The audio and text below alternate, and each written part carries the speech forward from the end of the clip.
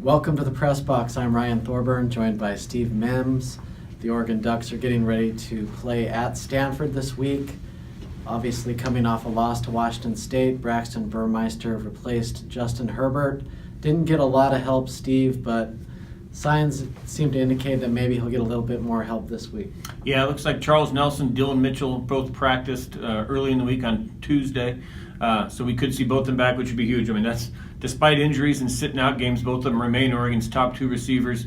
On the other side, we didn't see Royce Freeman, but seeing him be banged up and play a little bit last week, they might decide that they've got enough depth there that if it's not 100% Royce Freeman, sit him out until you get him 100% and ride with Benoit and Tony Brooks-James. Yeah, and just because you're not out there for the media portion of practice, which is only 20 minutes, doesn't mean you aren't involved in the game plan. And Oregon's really got to get that running game back on track.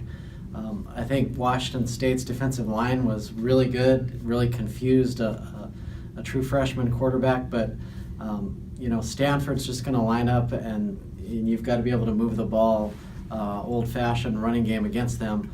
One break that the Ducks actually catch, at least in the first half, is two of Stanford's best defensive players are out for the first half due to a targeting penalty at Utah. Yeah, Harrison Phillips, who's a lineman, David Shaw said he thinks he's playing at an All-American level.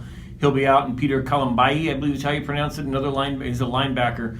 Two seniors, two guys who played starters last year. So pretty big deal. And you mentioned with the running game, I mean, that they're going to be trying to fix holes. They've got some guys that are going to move around from other parts of the line to fill in for those two. So you'd like to think if you're Oregon, maybe that running game can keep you into the first half. Those guys will be back for the second half. But if you're Oregon, you can get the running game going, keep it close heading into halftime. I think they'd feel pretty good.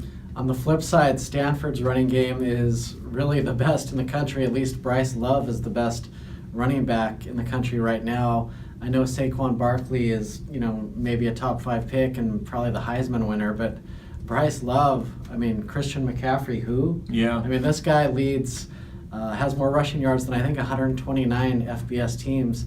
Obviously, that's where it starts for Oregon's defense. Yeah, it feels like we're setting up for another one of these Stanford player gets overlooked in Heisman race. We saw it with Toby Gerhart, we saw it with Christian McCaffrey, and of course now Bryce Love's got an 8 o'clock start on Saturday that nobody on the East Coast will see. So that'll be a challenge for him. I think he's got a touchdown of at least 50 yards in 8 straight games, 150 yards total rushing in each game this year. A couple of streaks, Oregon, if you can maybe shut down those streaks, keep them to 140 yards, not a big breakaway big breakaway run, you give yourself a better chance.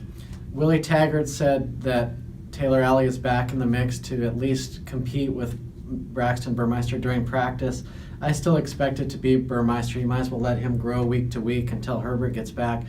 But on the flip side, Stanford's been using 2 quarterbacks, and they're not very impressive either. Yeah, and they've dealt with a little bit of injury, too, and then brought him back and kind of shuffled him in and out. Obviously, Keller Chris is a guy that we've seen a little bit more in the past, and then he came back from injury, and they beat Utah, but wasn't real effective. So, like I said, it's kind of similar to Oregon, that you've got the running game, not a whole lot of experience in terms of receivers, and a quarterback that you're struggling to get a lot out of the passing game with.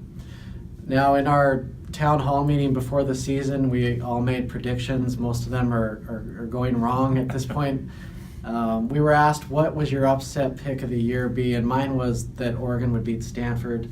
I'm going to stick by that. I think they match up well with Stanford. I think Stanford's coming off a physical game at Utah. I think Oregon's got a shot in this game. I think they need to win one without Herbert. Might as well be this one, but it's going to be tough. They're 10-point underdogs. Yeah, they've got a shot at it. The other part is you look at Stanford, their schedule is really backloaded. They've still got Washington and Washington State, and even though they lost already to USC in a conference, they can stay undefeated going into those final weeks against Washington State. They'll hold the chance to win the North Division in their hands. I think that's something that they feel like they can get through this week and move on and then face the tougher challenges down the road. All right, well, we'll find out what happens early Sunday morning, I'm guessing, 8 o'clock start for this one, and we'll talk to you later. Thanks for tuning in.